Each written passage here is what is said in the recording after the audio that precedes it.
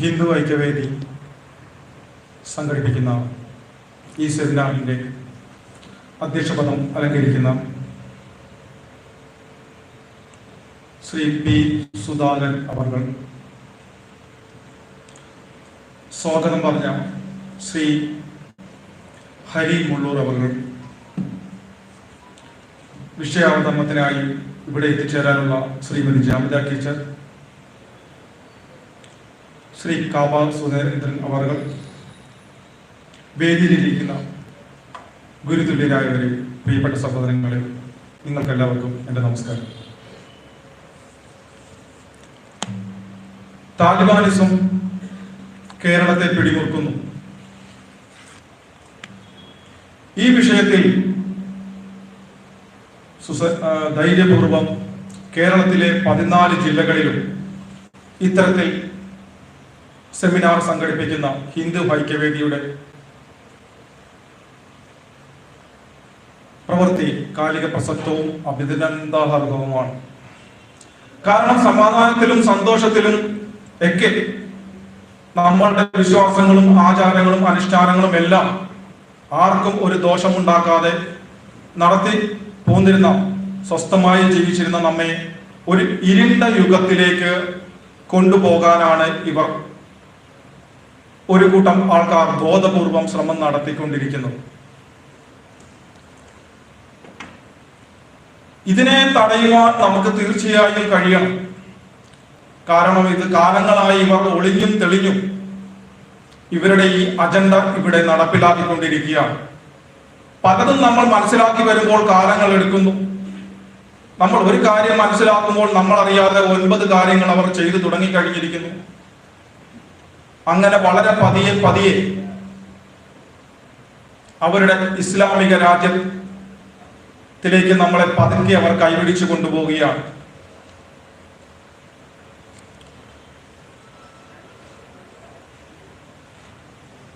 അത് ഒരു രീതിയിലല്ല, പല രീതിയിലാണ് അവർ നമ്മെ ഈ താലിബാനിസത്തിലേക്ക് കൊണ്ടുപോകുന്നത്.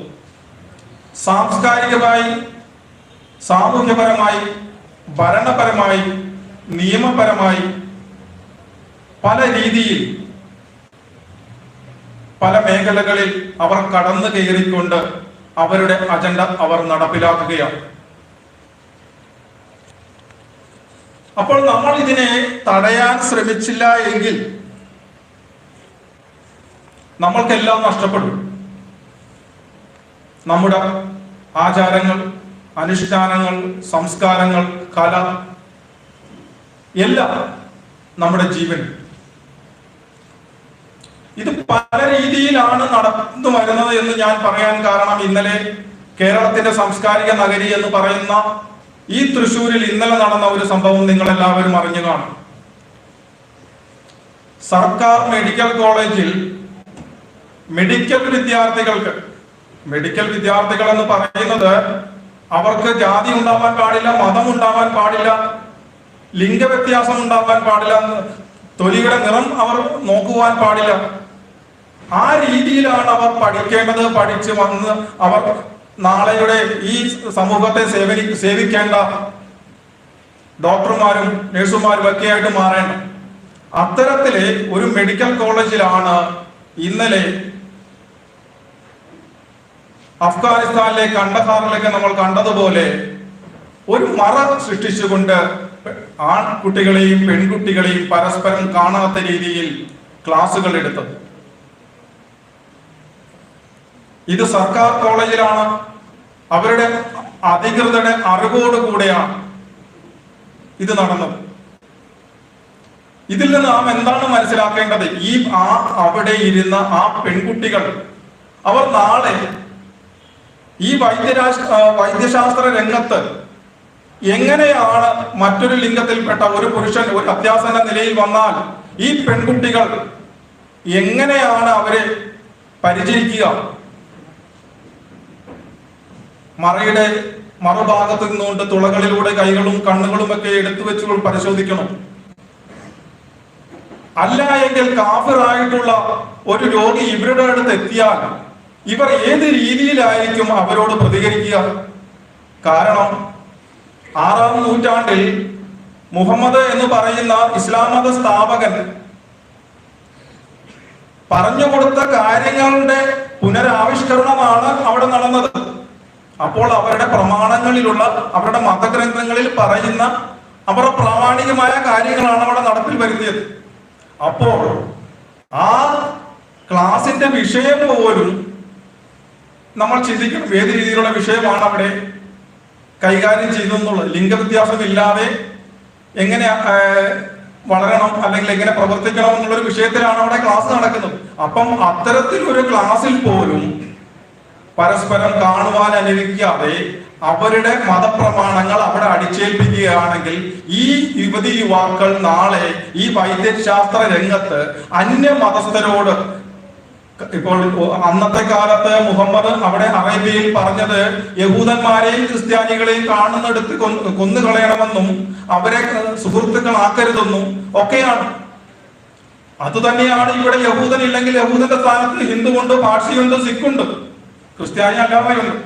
അപ്പോൾ ഇത്തരത്തിലുള്ളവർ ഇവരുടെ മുന്നിൽ എത്തിയാൽ എന്തായിരിക്കും അവിടെ സംഭവിക്കുക എന്ന് നമ്മൾക്ക് ചിന്തിക്കാവുന്നതാണ്. കാരണം ലോകത്ത് എവിടെയും ഇല്ലാത്ത രീതിയിൽ മതത്തിന്റെ പേരിൽ മുസ്ലിം ഡോക്ടേഴ്സ് അസോസിയേഷൻ എന്ന് പറഞ്ഞൊരു സംഘടന തന്നെ രൂപീകരിക്കപ്പെട്ട ഒരു സ്ഥലമാണ് ഇവിടെ.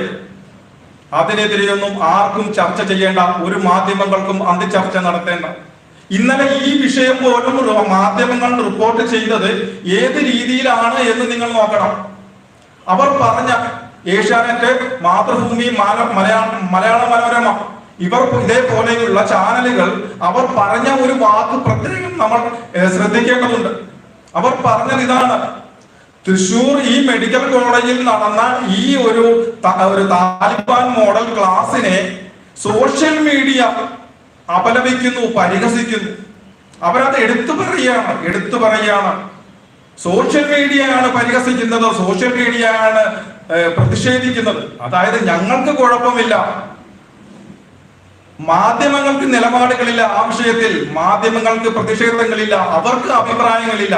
അവർ പറയുകയാണ്, അവർ ഉദ്ദേശിക്കുന്നതാണ്, സോഷ്യൽ മീഡിയ പറയുന്നു, പക്ഷെ അവർ പറയുന്നില്ല. അപ്പോൾ ഈ മാധ്യമങ്ങൾ പോലും അവർക്ക് വേണ്ടി സപ്പോർട്ട് ചെയ്യുകയാണ്. പണ്ട് മാധ്യമ മുതലാളിമാർക്കാണ് പണം എത്തിയിരുന്നതെങ്കിൽ ഇന്ന് ജില്ലാതല റിപ്പോർട്ടർക്കും ക്യാമറാമാനും വാഹനത്തിന്റെ ഡ്രൈവർക്കും വരെ പണം എത്തിക്കുന്നു. പരസ്യത്തിന്റെ രൂപത്തിൽ മുതലാളികൾക്കും എത്തുന്നു. ഇവരൊക്കെ തന്നെ ഫസൽ ഗഫൂർ പറഞ്ഞതുപോലെ ഇവരെ എല്ലാം അവർ വിലക്കെടുത്തിരിക്കുകയാണ്. മറ്റൊന്നുകൂടി ഈ ദിവസങ്ങളിൽ ഇവിടെ നടന്നു. തീർപ്പാകാത്ത ഫയലുകൾ തീർക്കുന്നതിനായി ഞായറാഴ്ച അവധി ദിനമാക്കും. അതിനാദ്യം തുടക്കം കുറിച്ചത് മുഖ്യമന്ത്രിയുടെ മരുമകൻ. അദ്ദേഹം പറഞ്ഞത്, ഈ ഞായറാഴ്ച പ്രവൃത്തി ദിനമാക്കിയതിനെ ജനങ്ങൾ രണ്ട് കൈയിൽ നീട്ടി സ്വീകരിച്ചു എന്ന് മാധ്യമങ്ങളിലൂടെ അദ്ദേഹത്തിന്റെ സ്റ്റേറ്റ്മെന്റ് വന്നു. ഏത് ജനങ്ങളാണ് ഇതിനെ രണ്ട് കൈയിൽ നീട്ടി സ്വീകരിച്ചത്? ഇതൊക്കെ ഞാൻ പറഞ്ഞ വളരെ പതിയെ ഉള്ള താലിബാനിസം നടപ്പിലാക്കുന്നതിന്റെ ഭാഗമായിട്ടുള്ള ഓരോ കാര്യങ്ങൾ ഇവിടെ എടുത്ത് ഇവർ ഇടുകയാണ്. പൊതുജനം എങ്ങനെ പ്രതികരിക്കും എന്നറിയാം. ബഹുമാനപ്പെട്ട അധ്യക്ഷൻ സൂചിപ്പിച്ചതുപോലെ ജോസഫ് മാഷിന്റെ കൈവെട്ടിയെടുത്തു. അത് രണ്ട് കാര്യങ്ങളാണ് അന്ന് പോപ്പുലർ ഫ്രണ്ട് അതിനു വേണ്ടിയിട്ട് ഉദ്ദേശിച്ചത്. ഒന്ന്, ഇസ്ലാം മതത്തിന്റെ യഥാർത്ഥ സംരക്ഷകർ, ദീനിന്റെ യഥാർത്ഥ സംരക്ഷകർ തങ്ങളാണ് എന്ന് വരുത്തി തീർക്കുക. രണ്ടാമതാണ് അവർ പ്രധാനപ്പെട്ട കാര്യം ഉദ്ദേശിച്ചത്, അത്തരത്തിൽ ഒരു ശരീഅത്ത് നിയമം ഇവിടെ നടപ്പിലാക്കിയാൽ ഇവിടുത്തെ പൊതുസമൂഹം, ക്രിസ്ത്യൻ സമൂഹം എങ്ങനെ പ്രതികരിക്കും, ഇവിടുത്തെ ഭരണകൂടം, ഇവിടുത്തെ സാംസ്കാരിക നായകർ എങ്ങനെ പ്രതികരിക്കും എന്നുള്ളതിന്റെ ഒരു ടെസ്റ്റ് ഡോസ് ആയിരുന്നു അന്ന് ജോസഫ് മാഷിന്റെ കൈവെട്ടിയത്. അന്ന് അതിനെതിരെ ശക്തമായി പ്രതികരിച്ചിരുന്നുവെങ്കിൽ ഇവർ ഇത്രയും വളരില്ലായിരുന്നു. അന്നും ജോസഫ് മാഷിന്റെ വിഷയത്തിൽ അദ്ദേഹത്തിന്റെ നാട്ടിൽ രംഗത്തിറങ്ങുവാൻ സംഘപരിവാർ സംഘടനകൾ മാത്രമേ ഉണ്ടായിരുന്നു എന്നുള്ളത് ഞാൻ നന്ദിപൂർവ്വം ഓർക്കുന്നു. അപ്പോൾ ഇങ്ങനെ ഞായറാഴ്ച പ്രവൃത്തി ദിനമാക്കുന്നു. എങ്ങനെയുണ്ട് പൊതുസമൂഹത്തിന്റെ, മറ്റു മതസ്ഥരുടെ, ജോലിക്കാരുടെ, ജീവനക്കാരുടെ പ്രതികരണം എങ്ങനെയുണ്ട് എന്ന് നോക്കൂ. തുടർന്ന് ഇത് മാസത്തിൽ ഒന്നാക്കും. ഇപ്പോൾ തീർപ്പാകാത്ത ഫയലുകൾ തീർക്കാൻ എന്ന പേരിലാണ്. തീർപ്പാകാത്ത ഫയലുകൾ തീർക്കാൻ സാധിക്കുന്നില്ല എങ്കിൽ ആ വകുപ്പിലെ മന്ത്രിയുടെ കഴിവുകേടാണ്. അപ്പോൾ അതിനുവേണ്ടി ഞായറാഴ്ച പ്രവൃത്തി ദിനമാക്കും, പിന്നെ അത് മാസത്തിൽ 1 ആവും, പിന്നെ അത് മാസത്തിൽ 2 ആവും. അങ്ങനെ വരുമ്പോൾ ജീവനക്കാർ അവധിക്ക് വേണ്ടി പ്രശ്നമുണ്ടാക്കും. അപ്പോൾ ആഴ്ചയിലെ ഏത് ദിവസമായിരിക്കും അവധി ദിനമാക്കുക? നമ്മുടെ വെള്ളിയാഴ്ച. അതാണ് അവർ ഉദ്ദേശിക്കുന്നത്. അപ്പോൾ ഇത്തരം കാര്യങ്ങൾ വരുമ്പോൾ അതൊരു ഞായറാഴ്ചയല്ലേ, അതൊരു മറകെട്ടിയുള്ള ഒരു കേവലം പിള്ളേർക്ക് ക്ലാസ് കൊടുത്തതേ അല്ലേ എന്ന് കരുതിയിരിക്കാതെ നമ്മൾ പ്രതികരിക്കുവാൻ തയ്യാറാവണം. എതിർക്കുന്നവരെയൊക്കെ ഇല്ലാതാക്കുക എന്നുള്ളത് അവരുടെ ലക്ഷ്യം തന്നെയാണ്. അത് ഇസ്ലാം മതസ്ഥരായാലും ഹിന്ദു സഹോദരങ്ങളായാലും ക്രിസ്ത്യാനികളായാലും. കാരണം അവർ ഇവിടെ ഒരു പൊതുബോധം സൃഷ്ടിച്ചു കഴിയും. ഞങ്ങൾ എന്ത് ചെയ്യുന്നതും ഞങ്ങൾ എന്തു പറയുന്നതും RSSനെതിരെയാണ്. അങ്ങനെ നമ്മളുടെ ഉപബോധ മനസ്സിലേക്ക് അവർ അടിച്ചേൽപ്പിക്കുകയാണ് ആ ഒരു ബോധം. ഉത്തരേന്ത്യയിൽ നിന്നും ഫാസിസം ട്രെയിൻ പിടിച്ചു വരുന്നു, അതിനെ ഭയപ്പെടണം, അതിന് കളമൊരുക്കുന്ന RSSനെ നമ്മൾ എതിർക്കണം.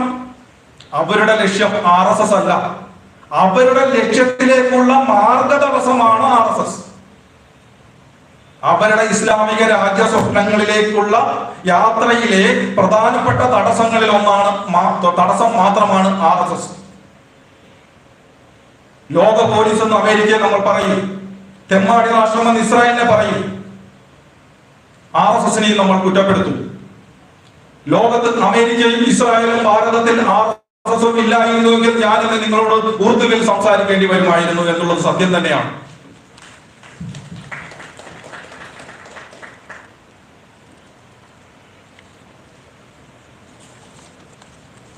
അതിന്റെ അവർ പതുക്കെ മുന്നോട്ട് വന്നു കഴിഞ്ഞു എന്നുള്ളതിന്റെ സൂചനയാണ്, ഒരു വിളംബരമാണ് അവർ ആലപ്പുഴയിലെ കൊലവിളി മുദ്രാവാക്യത്തിലൂടെ അവർ നടത്തിയത്.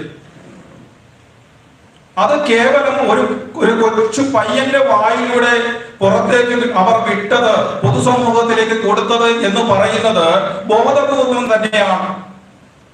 പക്വതയെത്താത്ത ഒരു പയ്യന്റെ ആവേശത്തിലുള്ള മുദ്രാവാക്യമായി അതിനെ ലഘൂകരിച്ചുകൊണ്ട് ആ നിയമ നടപടികളിൽ നിന്ന് രക്ഷപ്പെടാനായി അവർ ഉപയോഗിച്ച ഒരു തന്ത്രം മാത്രമാണ് പറഞ്ഞു പഠിപ്പിച്ച് ആ പയ്യനെ കൊണ്ട് അത് വിളിപ്പിച്ചത്. അരിയും മലരും കുത്തിരിക്കവും വാങ്ങിവെച്ചു കൊള്ളാൻ അവർ പറഞ്ഞു. എന്നിട്ടും അത് ഇവിടുത്തെ സാംസ്കാരിക നായകരും മാധ്യമ മുതലാളിമാരെയും രാഷ്ട്രീയ നേതാക്കളെയും എല്ലാം ഉപയോഗിച്ചുകൊണ്ട് അവർ പൊതുസമൂഹത്തിന്റെ തലയിലേക്ക് അവർ RSSനെയാണ് പറഞ്ഞത് എന്ന് വരുത്തി തീർക്കുകയാണ്. നമ്മൾ കണ്ടതാണ്.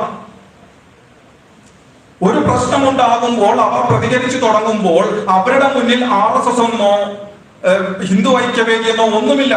അവരുടെ മുന്നിൽ അമുസ്ലിം, കാഫർ എന്ന് മാത്രമാണുള്ളത്. നാം കണ്ടതാണ് കാശ്മീരിലെ ഹാസിഫ എന്ന പെൺകുട്ടി ബലാത്സംഗം ചെയ്തിട്ട് കൊല ചെയ്യപ്പെട്ടപ്പോൾ അതിന്റെ പേരിൽ ഏറ്റവും അധികം പ്രതിഷേധങ്ങൾ ഉണ്ടായ ഒരു സംസ്ഥാനമാണ് കേരളം. ആ കേരളത്തിൽ ഏറ്റവും അധികം കലാപമുണ്ടായത് മലപ്പുറം ജില്ലയിലാണ്. അവിടെ RSSകാരനെന്നോ സംഘപരിവാർക്കാരനെന്നോ ഒന്നും നോക്കാതെയാണ് അമുസ്ലിങ്ങളുടെ കടകളും സ്ഥാപനങ്ങളും വാഹനങ്ങളും വഴിയാത്രക്കാരായിട്ടുള്ളവരെയും അതൊക്കെ മാത്രം തെരഞ്ഞു പിടിച്ചുകൊണ്ട് ആക്രമിച്ചത്. തകർക്കപ്പെട്ട കൊള്ളയടിക്കപ്പെട്ട KR ബേക്കറിയുടെ തൊട്ടടുത്തുണ്ടായിരുന്ന ഫലവർഗ്ഗങ്ങൾ വിൽക്കുന്ന ആപ്പിളും ഓറഞ്ചും ഒക്കെ വിൽക്കുന്ന കടയുടെ, മുസ്ലിം സഹോദരന്റെ കടയുടെ ആ കട അടച്ചിരുന്നപ്പോൾ പോലും പുറത്ത് വെച്ചിരുന്ന പഴവർഗ്ഗങ്ങൾ നിറച്ച ഒരു കൂടകളുടെ പുറത്ത് ഒരു ചാക്കിന്റെ ഇതിന് പോലും സ്ഥാനചലനം സംഭവിച്ചില്ല. പക്ഷെ തൊട്ടിപ്പുറത്തുണ്ടായിരുന്ന KR ബേക്കറി കൊള്ളയടിക്കപ്പെട്ടു. ഇത് തന്നെയാണ് ഒരു പ്രശ്നമുണ്ടായാൽ അവർ ലക്ഷ്യം വെക്കുക അമുസ്ലിങ്ങളെയാണ്, കാഫിറുകളെ. അപ്പോൾ അതിന്റെ കൂട്ടത്തിൽ അവർ മറ്റൊന്നുകൂടെ പറഞ്ഞു കഴിഞ്ഞു. ആസാദി എന്ന മുദ്രാവാക്യം അവർ മുഴക്കി കഴിഞ്ഞു. നമ്മൾ കരുതും കേവലം ആസാദി, സ്വാതന്ത്ര്യം. അവർ ഉദ്ദേശിക്കുന്ന സ്വാതന്ത്ര്യം എന്താണ്? അവർ ഉദ്ദേശിക്കുന്ന സ്വാതന്ത്ര്യം എന്ന് പറയുന്നത് ഈ ജനാധിപത്യ മതേതര രാഷ്ട്രമായ ഇന്ത്യയിൽ നിന്ന് ഇന്ത്യ മുതൽ മൊറോക്കോ വരെ നീളുന്ന ഇസ്ലാമിക് കാൽഫേറ്റിലേക്കുള്ള ഇസ്ലാമിക രാജ്യത്തിലേക്കുള്ള മോചനമാണ്. ആസാദിയാണ് അവർക്ക് വേണ്ടത്. ഈ ആസാദി മുഴങ്ങിയത് ആലപ്പുഴയിലല്ല, JNUവിലല്ല. ആദ്യം മുഴങ്ങിയത് 80 കാശ്മീരിലാണ്. അന്ന് അവർ ഇതിനെ വിശദീകരിച്ച് പറഞ്ഞത്, ഇതിന്റെ കൂടെ ചേർത്ത് പറഞ്ഞത്, കൺവെർട്ട്, ലിവ് ഓർ ഡൈ. ഒന്നുകിൽ നിങ്ങൾ മതം മാറുക, അല്ലെങ്കിൽ ഇവിടം വിട്ടു പോകുക, അല്ലെങ്കിൽ മരിക്കാൻ തയ്യാറാവുക. അത് തന്നെയാണ് ആലപ്പുഴയിലും മുഴങ്ങിക്കേട്ടത്.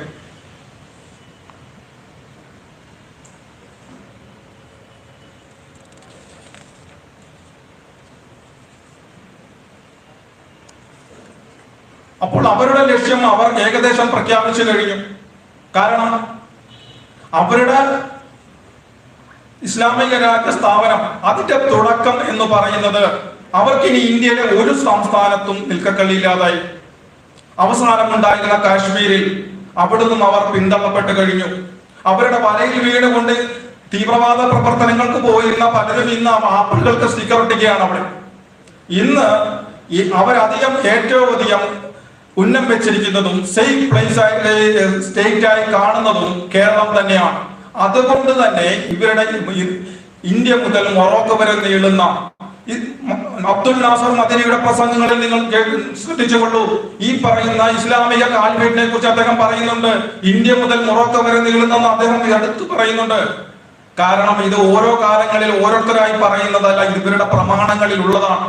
IS-ന്റെ പ്രമാണങ്ങളും ഇവരുടെ പ്രമാണങ്ങളും പോപ്പുലർ ഫ്രണ്ടിന്റെ പ്രമാണങ്ങളും എല്ലാം ഒന്നു തന്നെയാണ്. ലീഗിന് ചെയ്യാൻ പറ്റാത്ത കാര്യങ്ങൾ അവർ പോപ്പുലർ ഫ്രണ്ടിനെ കൊണ്ട് ചെയ്യിക്കുന്നു. ഇവർ തമ്മിലുള്ള അന്തർധാരകളെല്ലാം സജീവം തന്നെയാണ്. കശ്മീർ ഫയൽസ് എന്ന സിനിമയിൽ നമ്മൾ കണ്ടതാണ്. സ്വന്തം അയൽക്കാരന്റെ മുന്നിൽ വെച്ച്, സ്വന്തം സഹപാഠിയുടെയും സ്വന്തം ബിസിനസ് പാർട്ണറിനെയൊക്കെ മുന്നിൽ വെച്ചുകൊണ്ട് നിരത്തി നിർത്തി കുഴിയിലേക്ക് വെടിവെച്ച് ഓരോന്നായി തള്ളുമ്പോൾ നിസ്സംഗരായി നോക്കി നിൽക്കുന്നു അവരുടെ അയൽക്കാരായിരുന്ന, സുഹൃത്തുക്കളായിരുന്ന, സഹപാഠികളായിരുന്ന ഇസ്ലാം മത സഹോദരങ്ങൾ.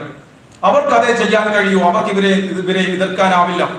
കാര്യം അത് അവരുടെ പ്രമാണങ്ങളിലുള്ളതാണ്.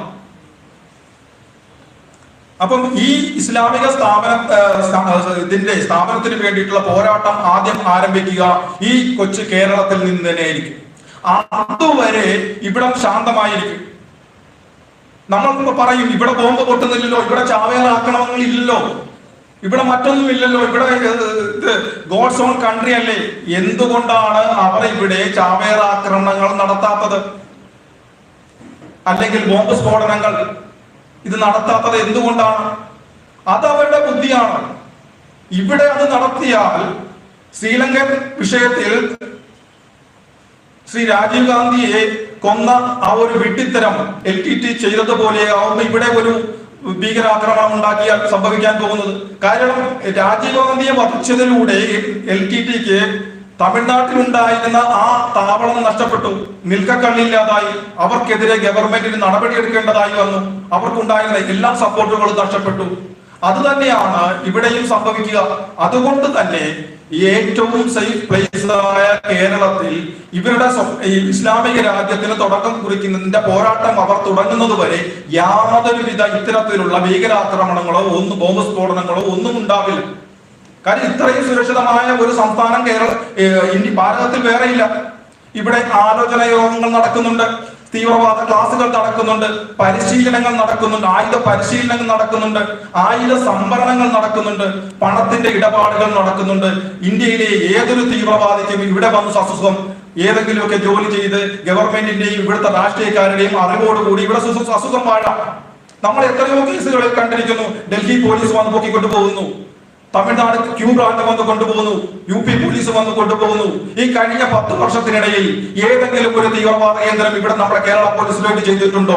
ഏതെങ്കിലും ഒരു അന്യ സംസ്ഥാനത്ത് പ്രശ്നം ഉണ്ടാക്കി ഇവിടെ വന്ന് താമസിക്കുന്ന ഒരു തീവ്രവാദിയെ അല്ലെങ്കിൽ തീവ്രവാദ ക്ലാസോ അല്ലെങ്കിൽ എവിടെയെങ്കിലും ഒരു ആയുധ ശേഖരങ്ങളോ ഇന്ത്യ ലഘുലകളോ കണ്ടെടുത്തതായിട്ട് ഏതെങ്കിലും ഒരു കേസുണ്ടോ? ഒന്നുമില്ല. ഇവിടെ പോലീസിൽ വരെ പച്ച വെളിച്ചം ഗ്രൂപ്പുകൾ പ്രവർത്തിക്കുന്നു. നമ്മൾ കണ്ടതാണ്. തൊടുപുഴയിലെ മനോജ് എന്ന KSRTC ജീവനക്കാരനെ ആക്രമിച്ച കേസിൽ അന്വേഷണം കറങ്ങി ചെന്നപ്പോൾ കൃത്യമായിട്ട് വാട്സപ്പ് ട്രാപ്പ് ചെയ്തുകൊണ്ട് തീവ്രവാദികൾക്ക് RSS നേതാക്കളുടെ വിവരങ്ങൾ ചോർത്തി കൊടുക്കുന്നു. അത് എതിർഭാഗത്ത് RSS ആയതുകൊണ്ട് മാത്രമാണ് അദ്ദേഹത്തിന് നടപടിയെടുത്തത്. അങ്ങനെ നടപടിയെടുക്കാതിരിക്കാൻ കഴിയില്ല, പ്രശ്നങ്ങൾ ഉണ്ടാകുമെന്ന് മനസ്സിലാക്കിക്കൊണ്ട്.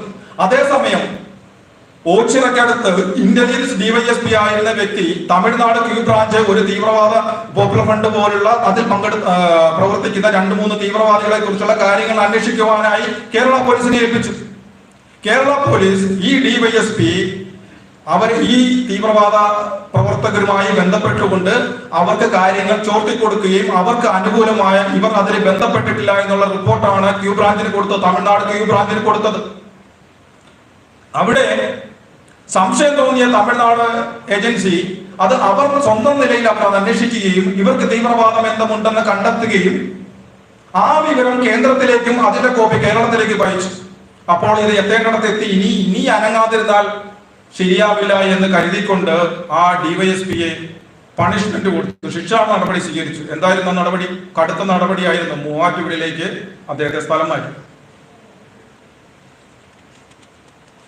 അപ്പോൾ ഇതെല്ലാം ഇവിടെ നടക്കുന്നത് ഭരണകൂടത്തിന്റെയും മാറി മാറി വരുന്ന ഇവിടുത്തെ ഭരിക്കുന്ന രാഷ്ട്രീയ പ്രസ്ഥാനങ്ങളുടെയും അറിവോടുകൂടി തന്നെയാണ്. കാരണം ഇവർ മത്സരിക്കുകയാണ്. ഒരു വോട്ട് ബാങ്കിന് വേണ്ടിയിട്ട് ഇവർ എന്തും ചെയ്യാൻ തയ്യാറായി കൊടുക്കുകയാണ്, ഭരണപക്ഷവും പ്രതിപക്ഷവും. കാരണം ഏതൊരു നാട്ടിലും ഒരു നല്ല ഭരണം ഉണ്ടാകണമെങ്കിൽ അവിടെ ഒരു നല്ല പ്രതിപക്ഷം ഉണ്ടാവണം. പ്രതിപക്ഷം എപ്പോഴും ഭരണപക്ഷത്തെ ഇങ്ങനെ സസൂക്ഷ്മം നിരീക്ഷിച്ചുകൊണ്ടിരിക്കും. അവരുടെ ചെയ്തികളെ, അവരുടെ ഇടപാടുകളെ, അവരുടെ പ്രവൃത്തികളെ എല്ലാം വിമർശിക്കുകയും അഴിമതികൾ പുറത്തു കൊണ്ടുവരികയും ചെയ്യും. ഇവിടെ അതില്ല, ഇവിടെ ഒരു പ്രതിപക്ഷമില്ല. ഇക്കാര്യം ഭരണപക്ഷവും പ്രതിപക്ഷവും ഈ വിഷയത്തിൽ ഇവർക്ക് എങ്ങനെ ഇവരെ സൂചിപ്പിക്കാം എന്നുള്ള രീതിയിൽ മത്സരിക്കുകയാണ്. കാരണം ഈ ഒരു കൊച്ചു കേരളത്തിലേക്ക്, പച്ചമുളകിന്റെ ആകൃതിയിൽ കിടക്കുന്ന ഒരു കൊച്ചു കേരളത്തിലേക്ക് ഏറ്റവും അധികം മരുന്നുകൾ വന്ന് ചാടുന്നു. ഈ കഴിഞ്ഞ ഇടയിൽ ഗുജറാത്തിൽ പിടിക്കപ്പെട്ടതിൽ പോലും കാസർഗോഡ് ഉപ്പള സ്വദേശിയായ ഒരു മുസ്ലിം യുവാവ് ഉണ്ടായിരുന്നു. ഈ മയക്കുമരുന്നുകളൊക്കെ പിടിക്കപ്പെടുമ്പോൾ തുടക്കത്തിൽ ഇതിൽ നേതൃത്വ സ്ഥാനത്ത് നിൽക്കുന്ന ഇസ്ലാം മത യുവാക്കളും ഈ കെണിയിൽ വന്നു വീണിട്ടുള്ള ഹിന്ദു ക്രിസ്ത്യൻ പെൺകുട്ടികളും ആൺകുട്ടികളും ഒക്കെ ഉണ്ടാവും. പത്രത്തിൽ ഫോട്ടോ വരും, സോഷ്യൽ മീഡിയയിലൂടെ അത് പ്രചരിക്കും. പക്ഷേ ഇത് അവസാനം പിന്നീട് ഇതിനെക്കുറിച്ച് യാതൊരു വിവരങ്ങളുമില്ല. ഇതിന് എന്ത് സംഭവിച്ചെന്നോ, ഇവർക്ക് ആര് കൊടുത്തെന്നോ, ഇവർക്ക് എവിടുന്ന് കിട്ടിയെന്നോ അതിനെക്കുറിച്ചുള്ള ഒരു അന്വേഷണമോ ഒന്നുമില്ല. ഇത് അവസാനം കോടതിയിലെത്തുമ്പോൾ വളരെ വിദഗ്ധമായി ഇതിന്റെ മുന്നിൽ നിൽക്കുന്ന പ്രധാനപ്പെട്ട മുസ്ലിം യുവാക്കളെ അവർ രക്ഷിച്ചുകൊണ്ടുപോയിരിക്കും. ഇതാണ് ഈ അവസാനം കേസ് കോടതിയിലെത്തുമ്പോൾ അവിടെ ഹിന്ദു യുവാക്കളും ഹിന്ദു ക്രിസ്ത്യൻ പെൺകുട്ടികളും ഒക്കെ തന്നെയായിരിക്കും പ്രതിസ്ഥാനത്തുണ്ടാവുക. ഈ കണക്കാണ്, കോടതിയിലെത്തുന്ന കണക്കാണ് സർക്കാരിന്റെ കയ്യിലുള്ളത്. അങ്ങനെ ഇതിനെക്കുറിച്ച് ആക്ഷേപങ്ങളും പ്രതിഷേധങ്ങളും വരുമ്പോൾ സർക്കാർ കണക്കുകൾ മേശപ്പുറത്ത് വെക്കും. അപ്പോൾ നോക്കുമ്പോഴെന്താണ് ഏറ്റവും അധികം മയക്കുമരുന്ന് ഇടപാടുകൾ നടത്തിയിട്ടുള്ളത് ഹിന്ദുക്കൾ, 2ാം സ്ഥാനത്ത് ക്രിസ്ത്യാനികൾ, 3ാം സ്ഥാനത്താണ്. ഇതാണ് അതിൽ നടത്തുന്ന തന്ത്രം. ഇതേ തന്ത്രം തന്നെയാണ് ഇവർ ലവ് ജിഹാദിലും നടത്തുന്നത്. ഒരു ഹിന്ദു യുവാവ് ക്രിസ്ത്യൻ പെൺകുട്ടിയെ കെട്ടിയാലും മുസ്ലിം പെൺകുട്ടിയെ കെട്ടിയാലും, ഒരു ക്രിസ്ത്യൻ യുവാവ് മുസ്ലിം പെൺകുട്ടിയെയോ അല്ലെങ്കിൽ ഹിന്ദു പെൺകുട്ടിയെ കെട്ടിയാലും അവർ രജിസ്റ്ററുകളിൽ മാറ്റും. അവർ സർക്കാർ രേഖകളിൽ തിരുത്തും, പേര് മാറ്റും. അപ്പോൾ അത് സർക്കാരിന്റെ രേഖയിൽ വരും. ഇവിടെ അതുണ്ടാവില്ല. മുസ്ലിം യുവാക്കൾ ക്രിസ്ത്യൻ പെൺകുട്ടികളെയോ ഹിന്ദു പെൺകുട്ടികളെയോ കൊണ്ടുപോയാൽ അതുണ്ടാവില്ല. അവർ ബുദ്ധിപൂർവ്വം അത് മിശ്ര വിവാഹം മാത്രമായിട്ട് അത് നിലനിർത്തും. വേണമെങ്കിൽ അതിന്റെ പേരിലുള്ള ആനുകൂല്യങ്ങൾ കൂടുതൽ അവർ മേടിച്ചെടുക്കും. ഇനി അഥവാ അത് രജിസ്റ്റർ ആക്കണമെന്നുണ്ടെങ്കിൽ ഒരു സമ്പന്ന യുവതിയായിരിക്കണം. ആ ഹിന്ദു പെൺകുട്ടിയോ ക്രിസ്ത്യാനിയോ ആവട്ടെ, അവർ സമ്പന്ന കുടുംബത്തിലുള്ള ഏക പെൺകുട്ടിയാണെങ്കിൽ അവളുടെ പേര് രജിസ്റ്ററുകളിൽ കൃത്യമായി മാറ്റിയിരിക്കും. അല്ലാതുള്ളത് മിശ്ര വിവാഹമായി നിലനിർത്തും. അഖില അശോകൻ ഇന്നും SSLC ബുക്കിൽ അഖിലയാണ്. അഫ്ഗാൻ ജയിലുകളിൽ കിടക്കുന്ന നിമിഷയും സോണിയയും മെറിനുമൊക്കെ ഇപ്പോഴും രജിസ്റ്റർ അവരുടെ SSLC ബുക്കിലും പാസ്പോർട്ടിലും എല്ലാം ഈ പേരുകൾ തന്നെയാണ്. അതുകൊണ്ടാണ് മാധ്യമങ്ങൾ അത് ഉപയോഗിക്കുന്നത്. അപ്പോൾ ഈ കണക്കുകളാണ്, ഈ ഇവിടെ മതം മാറിയതായിട്ടുള്ള കണക്കുകളാണ് സർക്കാരിന്റെ രേഖകളിൽ എത്തുന്നത്. അപ്പോൾ ഇതുപോലെ ഈ ആക്ഷേപങ്ങൾ വരുമ്പോൾ ലവ് ജിഹാദ്, മിശ്ര വിവാഹങ്ങളുടെ കണക്കുകൾ ഇന്നാളെ വെച്ചതുപോലെ ഭരണകൂടം മേശപ്പുറത്ത് വെക്കും. അവിടെയും എന്താണ് സംഭവിക്കുന്നത്? ബുദ്ധിപൂർവം ഇവർ രജിസ്റ്ററുകളിൽ മാറ്റാത്തത് കൊണ്ട് ഏറ്റവും കുറവ് കൺവർഷൻ നടത്തിയിരിക്കുന്നത് മുസ്ലിം യുവാക്കളായിരിക്കും. ഏറ്റവും കൂടുതൽ ഹിന്ദു മതത്തിൽ നിന്നായിരിക്കും, ഹിന്ദു യുവാക്കളും ക്രിസ്ത്യാനികളായിരിക്കും കൺവർഷൻ നടത്തിയതായി സർക്കാർ രേഖകൾ ഉണ്ടാകുക. ഇത് ഇവരുടെ തന്ത്രമാണ്. അപ്പോൾ ഇതേ രീതിയിൽ, ഞാൻ മയക്കുമരുന്നിന്റെ കാര്യമാണ് പറഞ്ഞത്, ഇതേ രീതിയിൽ ഇവിടെ മയക്കുമരുന്നുകൾ വരുന്നു. എന്തിനാണ് ഇവർ, ഞാൻ പറഞ്ഞു പല രീതിയിലാണ് ഇവരുടെ ഇസ്ലാമിക രാജ്യത്തിലേക്ക് നമ്മളെ ഇവർ കൊണ്ടുപോകുന്നത്.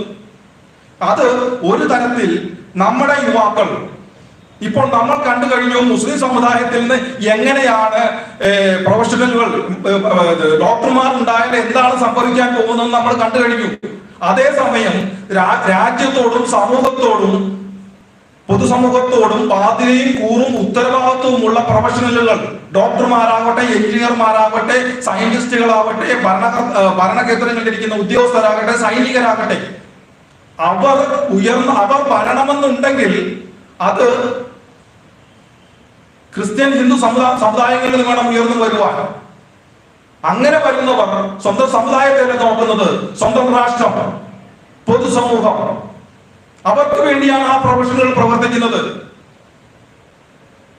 അപ്പോൾ അത്തരത്തിലുള്ള യുവാക്കൾ നാടിനും പൊതുസമൂഹത്തിനും ഗുണകരമായി മാറേണ്ട പുതിയ തലമുറ ഇവിടെ ഉണ്ടാവാൻ പാടില്ല.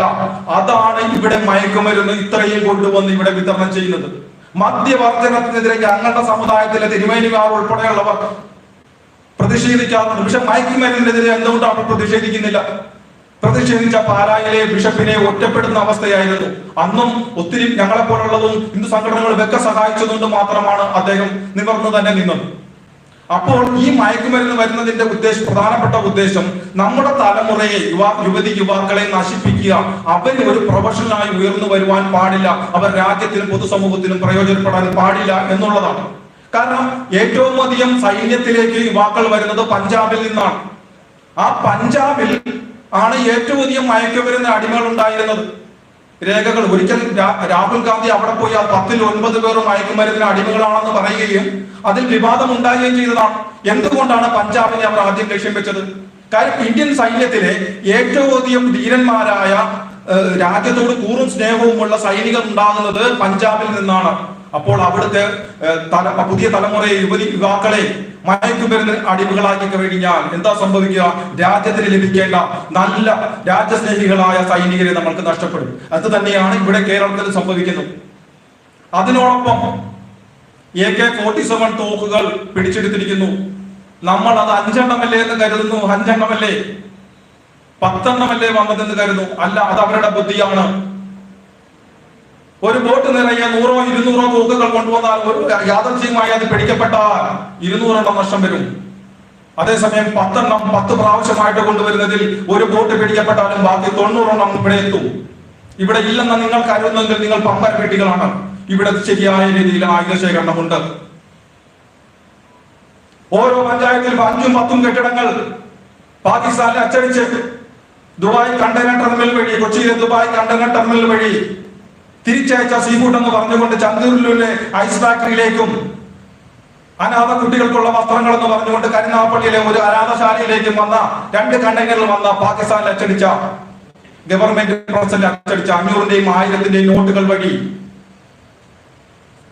ഇവിടെ ആ വന്ന നോട്ടുകൾ നിരോധിക്കപ്പെടുന്നത് വരെ അതൊരു കാലഘട്ടത്തിന്റെ ആവശ്യമായിരുന്നു. അത് മുൻപേ നടക്കേണ്ടതായിരുന്നു. അത് നടന്നതുകൊണ്ട് മാത്രമാണ്. ഇല്ല എങ്കിൽ അവരുടെ ഈ ഇസ്ലാമിക രാജ്യത്തിലേക്കുള്ള സ്വപ്നം വളരെ പെട്ടെന്ന് പൂവണിയുമായിരുന്നു. അതിനുള്ള ഭയങ്കരമായ ഒരു തടസ്സമായിരുന്നു നോട്ട് നിരോധനം. അപ്പോൾ ആ ഒരു പണം കൊണ്ട് ഇവർ ഓരോ പഞ്ചായത്തിലും 5ഉം 10ഉം കെട്ടിടങ്ങൾ ഉണ്ടാക്കിക്കൊണ്ട് വെച്ചിട്ടുണ്ട്. കേരള പോലീസിനും NIA പോലും ബാലികേറ മലയാണ്. എവിടെയെങ്കിലും അത്തരം കെട്ടിടങ്ങളിൽ റെയ്ഡ് നടക്കും. റെയ്ഡ് നടന്നതായിട്ടുണ്ടോ? അഥവാ ഒരു പോലീസ് അത്തരം കെട്ടിടങ്ങൾ കയറിയ എന്തായിരിക്കും സംഭവിക്കുക? പക്ഷേ അവിടെ പലയിടങ്ങളിലും ആയുധങ്ങൾ ഒളിപ്പിച്ചിട്ടുണ്ട്. മാറാട് നമ്മൾ കണ്ടതാണ്. എന്താണ് അത്തരം സ്ഥലങ്ങളിൽ നിന്ന് കണ്ടെടുത്തതും? അവിടെ വാളുകളും ഇരുമ്പ് തണ്ടുകളും സൈക്കിൾ ചെയിനുകളും ആയിരുന്നെങ്കിൽ ഇവിടെ യന്ത്രത്തോക്കുകളായിരിക്കും. ഇവിടെ വെടിയുണ്ടകൾ കണ്ടെടുക്കുന്നു. UK നിർമ്മിത വെടിയുണ്ടകൾ, ഉപയോഗിച്ച വെടിയുണ്ടകൾ, ഉപയോഗിക്കാത്ത വെടിയുണ്ടകൾ. ഈ ഉപയോഗിച്ച വെടിയുണ്ടകൾ എന്താണ്? കൂട്ടിയിട്ട് കത്തിച്ചതാണോ? അതോ എയർ പിസ്റ്റൾ ഉപയോഗിച്ചോ, അതോ കളിത്തോക്കിൽ ഉപയോഗിച്ചോ? അപ്പോൾ വിദേശ നിർമ്മിത വെടിയുണ്ടകൾ ഉപയോഗിക്കണമെന്നുണ്ടെങ്കിൽ വിദേശ നിർമ്മിത റൈഫിളുകൾ ഇവിടെ ഉണ്ട്. അതെവിടെ? ആ വെടിയുണ്ടകൾ കണ്ടെടുത്ത് കഴിഞ്ഞിട്ട് എവിടെയെങ്കിലും ഒരു അന്വേഷണം നടന്ന്, ഒരു റെയ്ഡ് നടന്ന് എവിടെന്നെങ്കിലും ഒരു തോക്ക് കണ്ടെടുത്തതായിട്ട് നിങ്ങൾക്ക് അറിയാമോ? ഇല്ല. ഇതെല്ലാം ഇവിടെ രാഷ്ട്രപതി ഭരണം ഉണ്ടായില്ല എങ്കിൽ ഈ ഒരു സമയത്ത് ഇതെല്ലാം പുറത്തു വരും. അതുവരെ നമ്മൾ ഇപ്പോൾ പറയുന്നു സ്ലീപ്പർ സെല്ലുകൾ ഇവിടെ വർക്ക് ചെയ്തുകൊണ്ട്, നമ്മൾ ഈ പറയുന്ന സ്ലീപ്പർ സെല്ലുകൾ ഇവിടെ വർക്ക് ചെയ്തുകൊണ്ടിരിക്കും. UN പറയുന്നു, കേന്ദ്ര ഏജൻസികൾ പറയുന്നു, ഉത്തരേന്ത്യൻ മാധ്യമങ്ങൾ പറയുന്നു ഇവിടെ സ്ലീപ്പർ സെല്ലുകൾ ഉണ്ട്. ഇവിടെ പുറത്തു വരുന്ന റിപ്പോർട്ടുകളുടെ 100 ഇരട്ടിയാണ് ഇവിടെ ഉള്ളത്. എന്താണ് ഈ സ്ലീപ്പർ സെല്ലുകൾ? ഈ സ്ലീപ്പർ സെല്ലുകൾ എന്ന് പറയുന്നത് അവർ പുറമേ ശാന്തരായിരിക്കും, അവർ പുറമേ കൂട്ടുകാരായിരിക്കും, അവർ പുറമേ അയൽക്കാരും സഹപ്രവർത്തകരുമായിരിക്കും. പക്ഷേ അവർ ഇത്തരം തീവ്രവാദ പ്രവർത്തനങ്ങൾക്ക് വേണ്ടി അടിയിലൂടെ പണിയെടുത്തുകൊണ്ടിരിക്കും. അവരുടെ ആശയങ്ങൾ പ്രചരിപ്പിച്ചുകൊണ്ടിരിക്കും, ആയുധങ്ങൾ വിന്യസിച്ചുകൊണ്ടിരിക്കും, വേണ്ട കരുതലുകൾ എടുത്തുകൊണ്ടിരിക്കും. പെട്ടെന്നൊരു ആവശ്യം വരുമ്പോൾ ഇവരെല്ലാവരും ആക്റ്റീവ് ആകും, അവർ പ്രവർത്തിച്ചു തുടങ്ങും. നമ്മൾ കണ്ടതാണ്, ഒരു SDPIയുടെ പ്രവർത്തകനെ കൊല ചെയ്യപ്പെട്ടപ്പോൾ ഏകദേശം രാത്രി ആ വാർത്ത പുറത്തു വന്ന് കഴിഞ്ഞ് 20 മിനിറ്റ് കൊണ്ടാണ് എറണാകുളം MG റോഡിൽ ഒരു പ്രകടനം നടന്നത്. ഞാൻ അവിടെ ഉണ്ടായിരുന്നു. അവിടുത്തെ മാളുകളിലെ ജീവനക്കാർ, കാസർഗോഡ്, കോഴിക്കോട് ഭാഗങ്ങളിൽ വന്ന് മൊബൈൽ ഷോപ്പുകളിൽ വർക്ക് ചെയ്യുന്ന ജീവനക്കാർ യൂണിഫോം മാറ്റാതെ പോലും വന്നവരുണ്ടായിരുന്നു അത്തരം പ്രകടനങ്ങളിൽ. ഇതെല്ലാം ഇവിടെ സജ്ജീകരിക്കപ്പെട്ടു കഴിഞ്ഞു. അപ്പോൾ ഇതിനെയൊക്കെ നാം പ്രതികരിക്കണം. കാര്യം പ്രതികരിക്കാതെ ഇരുന്നത് കൊണ്ട് നിങ്ങൾ ആരും, അല്ലെങ്കിൽ പ്രതികരിക്കാതെ മാറി നിൽക്കുന്നവർ സേഫ് ആണ്. ഞങ്ങൾ അവർക്കെതിരെ ഒന്നും മിണ്ടുന്നില്ല, അവർ ഞങ്ങളെ ഒന്നും ചെയ്യില്ല, അവർക്കെതിരെ ഞങ്ങൾ RSSൽ പ്രവർത്തിക്കുന്നില്ല, അല്ലെങ്കിൽ ക്രിസ്ത്യൻ സംഘടനയിൽ പ്രവർത്തിക്കുന്നില്ല, അതുകൊണ്ട് അവർ ഞങ്ങളെ വെറുതെ വിടും. അത് വെറും മണ്ടത്തരമാണ്. പ്രതികരിച്ചതാണോ ഈസ്റ്റർ ദിനത്തിൽ ശ്രീലങ്കയിൽ പൊട്ടിച്ചെറിയത്? നൈജീരിയയിൽ മരിക്കുന്നത് പ്രതികരിച്ചവരാണോ? അവരൊന്നും പ്രതികരിച്ചവരായിരുന്നില്ല. അഫ്ഗാനിസ്ഥാനിലെ ഗുരുദ്വാരയിൽ പൊട്ടിച്ചെറി അവർ പ്രതികരിച്ചവരായിരുന്നു അല്ല. ബോംബെ വിക്ടോറിയ ടെർമിനലിൽ അജ്മൽ കസബിന്റെ വെടിയേറ്റ് വീണു, 17 മുസ്ലിങ്ങൾ ഉൾപ്പെടെ ഉണ്ടായിരുന്നു അതിനകത്ത്. അവരൊക്കെ ഇതിനെതിരെ പ്രതികരിച്ചവരാണോ? അല്ല. പ്രതികരിച്ചാലും പ്രതികരിച്ചില്ലേലും സംഭവിക്കാനുള്ളത് സംഭവിക്കും. അതുകൊണ്ട് തന്നെ പ്രവർത്തിക്കണം നമ്മൾ. കാരണം മുഖ്യധാര രാഷ്ട്രീയ പാർട്ടികൾ ഇതിനെതിരെ സംസാരിക്കും, അല്ലെ ഇതിനെതിരെ പ്രവർത്തിക്കും, ഭരണകൂടം പ്രവർത്തിക്കും എന്ന് കരുതിക്കൊണ്ട് നമ്മൾ ഒരിക്കലും ഇരുന്നിട്ട് കാര്യമില്ല. അവരൊരിക്കലും പ്രവർത്തിക്കില്ല. കാര്യം ആ പാർട്ടികൾ ഹൈജാക്ക് ചെയ്യപ്പെട്ടു കഴിഞ്ഞു. അവരുടെയൊക്കെ താക്കോൽ സ്ഥാനങ്ങളിൽ ഇവർ കടന്നു കൂടിക്കഴിഞ്ഞു. ഇപ്പോൾ ഈ അടുത്ത് ഞങ്ങൾക്ക് ലഭിച്ച ആം ആദ്മി പാർട്ടിയുടെ ആ ഒരു ഈ ഇലക്ഷൻ സമയത്ത് ഇവരുടേതായ ഒരു വാട്സാപ്പ് ഗ്രൂപ്പിൽ നിന്ന് പുറത്തു വന്ന ഒരു സന്ദേശം, ഞങ്ങൾക്ക് കിട്ടിയ ഒരു സന്ദേശത്തിൽ പറയുന്നത്, പരമാവധി ആളുകൾ ആം ആദ്മി പാർട്ടിയിലെ സ്ഥാനങ്ങളിലേക്ക് മത്സരിക്കുക, അവിടെ എന്ത് സ്ഥാനം കിട്ടിയാലും സ്വീകരിക്കുക, അതിലേക്ക് പരമാവധി പ്രവർത്തകരെ എത്തിക്കുക. അതായത് ഏതൊരു പ്രസ്ഥാനം ശക്തി പ്രാപിച്ചു വരുന്നു എന്ന് തോന്നിയാലും അതിന്റെ എല്ലാം താക്കോൽ സ്ഥാനങ്ങളിൽ തങ്ങളുടേതായ ആൾക്കാരെ എത്തിക്കുക. പകലവർ യൂത്ത് കോൺഗ്രസ് ആണ്, പകലവർ DYFI ആണ്, SFI ആണ്, CPIM ആണ്, കോൺഗ്രസ് ആണ്, കേരള കോൺഗ്രസ് ആണ്. പക്ഷെ രാത്രി അവർ LDF ആണ്, PFI ആണ്, SDPI ആണ്, മുസ്ലിം ലീഗ് ആണ്, PDP ആണ്. എന്തെങ്കിലും ഒരു വിഷയം വന്നാൽ ഇവരെല്ലാവരും ഒന്നു തന്നെയാണ്. നമ്മൾ കണ്ടതാണ്, ഒരു യുവാവിനെ മർദ്ദിച്ച് അവശനാക്കി. ആദ്യഘട്ടത്തിൽ അത് താലിബാൻ മോഡൽ ആക്രമണമെന്ന് പാർട്ടിക്കാർ പറഞ്ഞു കഴിഞ്ഞു. അവസാനം പ്രതികൾ ആരൊക്കെയാണെന്ന് മനസ്സിലാക്കി കഴിഞ്ഞപ്പോൾ അത് വളരെ പെട്ടെന്ന് അത് ആൾക്കൂട്ട ആക്രമണം എന്ന വാക്കിലേക്ക് അവർ മാറ്റി. മാധ്യമങ്ങൾ ഉൾപ്പെടെ അത് ചേർന്നുകൊണ്ട് രാഷ്ട്രീയക്കാർ അതിനെ ആൾക്കൂട്ട ആക്രമണമാക്കി മാറ്റി. അപ്പോൾ ഇതാണ് ഇവിടെ സംഭവിക്കുന്നത്.